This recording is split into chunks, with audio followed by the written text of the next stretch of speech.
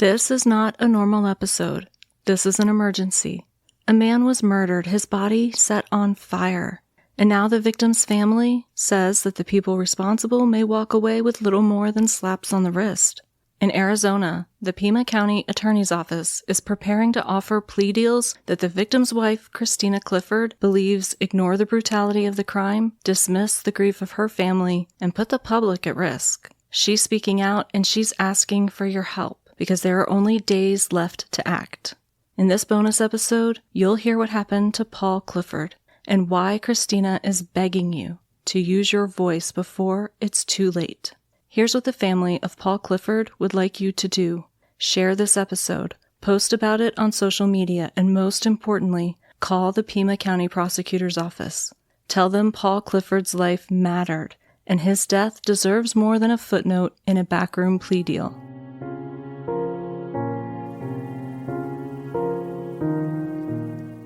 Welcome to CrimetoBurn, where we explore the dark city landscape where true crime intersects with arson and criminal negligence. Join us as we sift through the ashes to bring you the story of what really happened.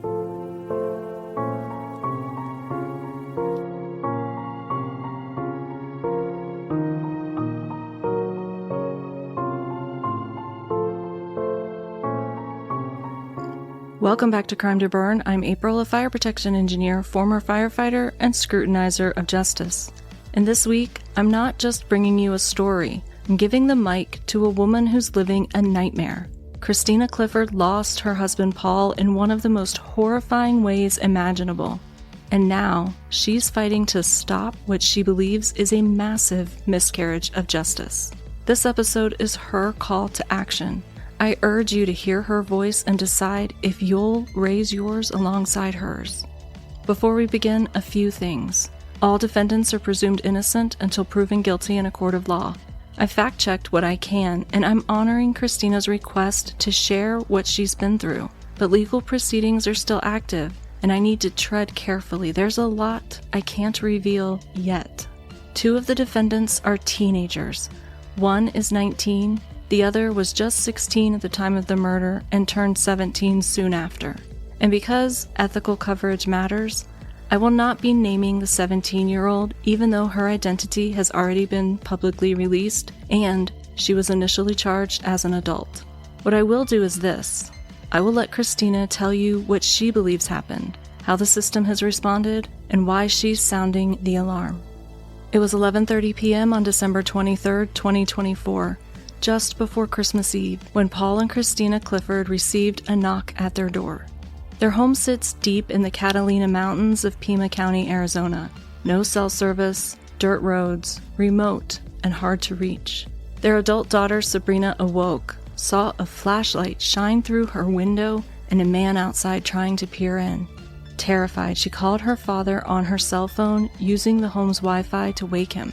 She was too scared to leave her bed, which could alert the man outside that she was awake. She felt it was too dangerous to cross the house to Paul and Christina's room.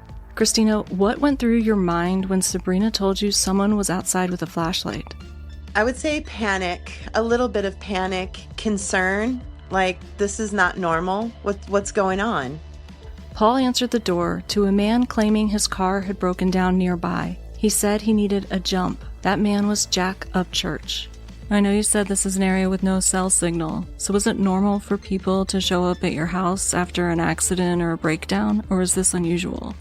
No, I can't say that we had. There's been some times where there have been like some accidents on the road, and usually a neighbor would stumble upon it, or, we would be alerted as a community, and we would always, go to see what we could do to help, if there was anything that we could do at all, if we could make a phone call. This was something that was ingrained in us, that you help people. Paul, ever the helper, offered to drive him. He borrowed Sabrina's truck. It was the more reliable of the 2 vehicles at the home. Christina was uneasy. She urged him to call for help instead, but Paul wanted to do the right thing. Christina, what did Paul say? Why did he feel he needed to go instead of calling for help? Paul said, who would we call? Nobody is going to come out this far, this late at night to help them. It's a guy, he's got kids. I can't leave them out. It's a dark night, it's cold. I'm just gonna go help them and I'll be right back. Paul was a beautiful soul. He was such a kind man. Anybody that ever met him felt safe and protected when they were with him. It was just in his nature. He needed to be able to help somebody. Paul left. No wallet. There was nowhere to use it out here. No phone. Without cell service, it was useless anyway. Just a desire to help a stranger in need tucked deep into his heart. But what Paul didn't know was this. The broken down vehicle, it was stolen. And he wasn't being asked for help. He was being used. Upchurch didn't know that Sabrina's truck had Ford Pass, a service that allows owners to track their vehicle's location. And when Paul didn't come home, Sabrina checked the app. The truck wasn't anywhere near the house. It was 30 miles away in Tucson. Christina, what did you think when you saw that the truck was all the way in Tucson? Fear went through my mind, my heart, my body, because we knew there was no way that Paul would do that. He would not have taken that path without coming home and telling us what was going on, without grabbing his wallet or his cell phone. So it was absolute fear and hope that maybe they had just dumped him out on the road to make him walk home to give them a long enough time to get away. But that wasn't the case. Christina and Sabrina called the police. Officers found the truck. Empty. No Paul, no Upchurch. Then, as police searched the area near the couple's home where the Ford Pass had pinged earlier in the night, they discovered a second vehicle, burned out a mile from the Clifford home. Next to it was a body, unrecognizable, but the clothing matched what Paul had worn. He had been shot, doused in accelerant, and set on fire. When did you learn Paul's body had been found? So we actually got a phone call from a neighbor that was a ranch hand on the Carlink Ranch, and they told us that there was a burnt vehicle with a body burning beside it. We had to wait for hours before detectives showed up. So the deputy that was here with us and preserving the crime scene here, he couldn't give us any details whatsoever. So I remember I was extremely emotional, extremely upset, as you can imagine. And I just wanted to go and see if it was him. I wanted to be able to hold him, and I couldn't. I was kept here. So it was really, really difficult. We were never allowed to go and see his body. We were never allowed to touch him or hug him goodbye. So that's a very difficult moment. Police learned that 3 people had left Sabrina's truck in Tucson. Jack Upchurch, his 19-year-old nephew Elmer Smith, and a 16-year-old girl. They barricaded themselves into a trailer. A SWAT standoff followed. Eventually, they surrendered, and all 3 were indicted for first-degree murder. But an indictment isn't a conviction. It just means a grand jury believed the case should go to trial. Then came what Christina calls the unthinkable. At 4 p.m. on a Friday, her attorney received a call. The prosecutor planned to offer plea deals to Elmer Smith and the now 17-year-old girl, and court was set for Tuesday. Christina had just 1 business day to respond, but she fought. She got the hearing pushed back by 1 week, and in that time, she's turned to the local media, podcasters, and to anyone who will listen. Under the proposed plea deal, Elmer Smith, age 19, would serve 1 year in prison. The 17-year-old girl would only receive probation, no prison time. Christina believes this is not justice. Elmer has prior run-ins with the law, including violent offenses. His uncle, Jack Upchurch, has an even more troubling criminal history. And yet under this deal, Elmer could be free in just 12 months. Christina, how did you react when you heard the terms of the plea deal? When my attorney called me and told me that, I felt like all of the air was sucked out of my lungs. I felt sick to my stomach. I remember telling him I can't breathe, so I had to go into tapping my heart to calm myself down. And when I got off the phone with him, that's when I made that video, because I felt that It was raw, and I needed everybody to feel that rawness with me and the outrage with me. So that's why I made that video. I call that my ugly crying video. As for the 17-year-old, her name is public, but I won't be sharing it here. She was a child, yes. But what was she doing in a car late at night with two men that are both tied to violent crimes? Was she manipulated, groomed, coerced, or complicit? Without a trial, those questions will never get answered. This is why Christina is fighting. This is why she came to CrimetoBurn. Not to inflame public outrage, but to plead for a full and fair process, to ensure that her husband's death doesn't disappear into a plea deal.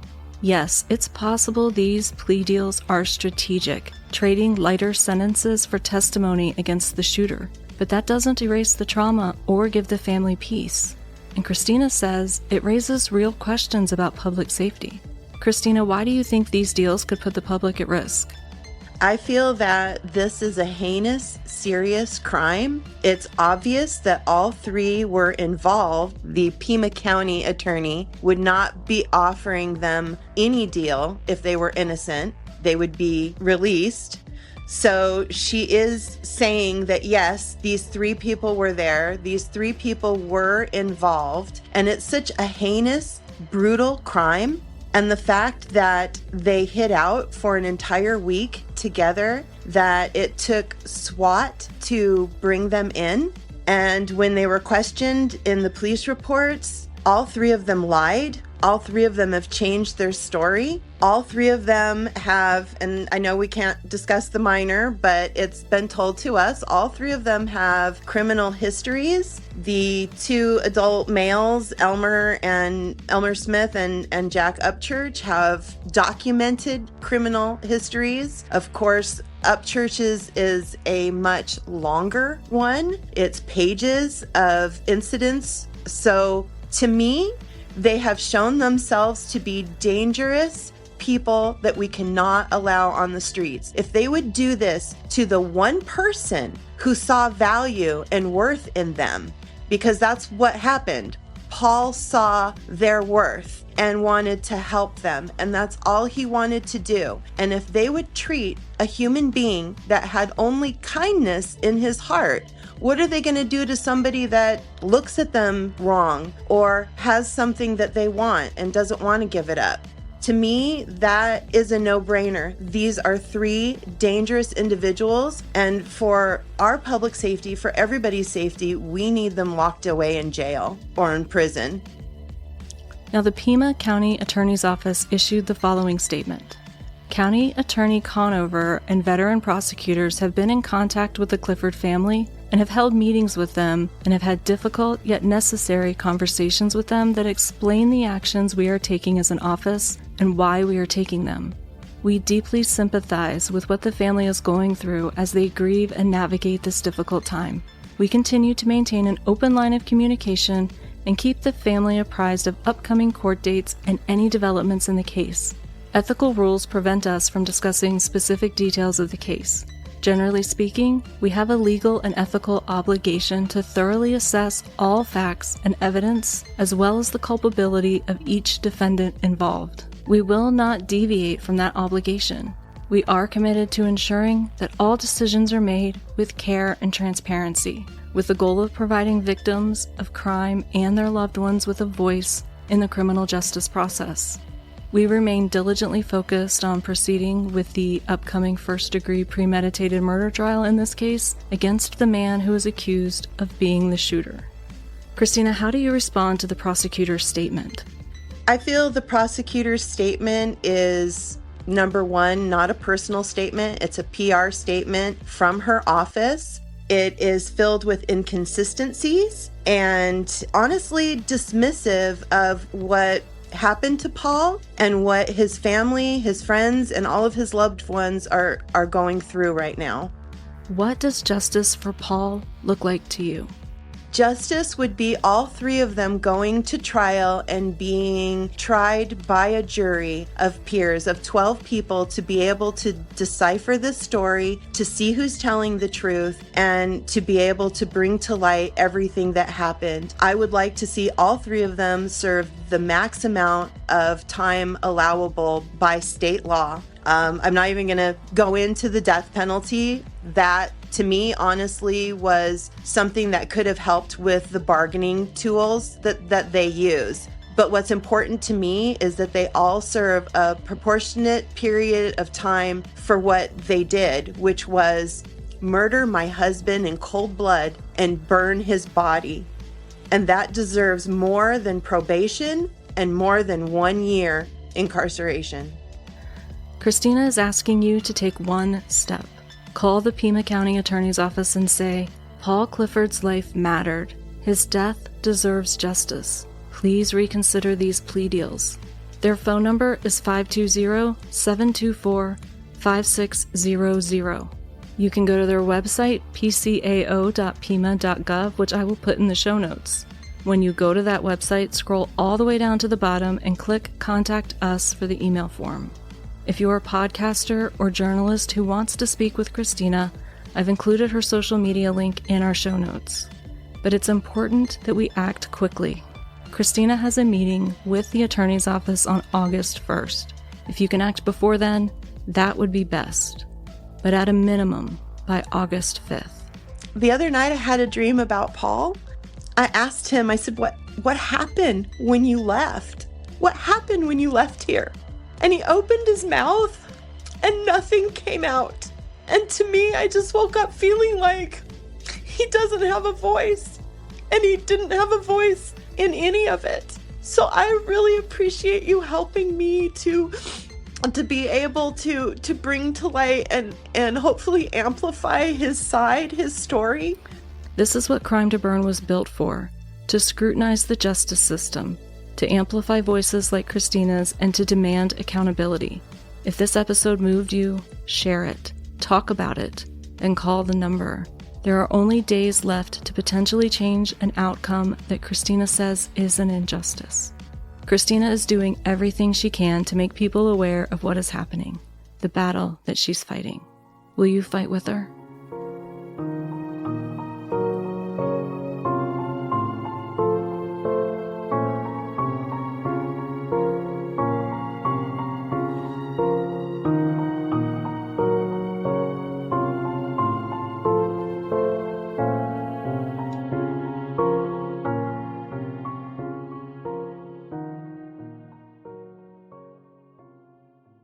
CrimetoBurn is a production of CrimetoBurn LLC, where we light fires in your brain and not your buildings. All rights reserved.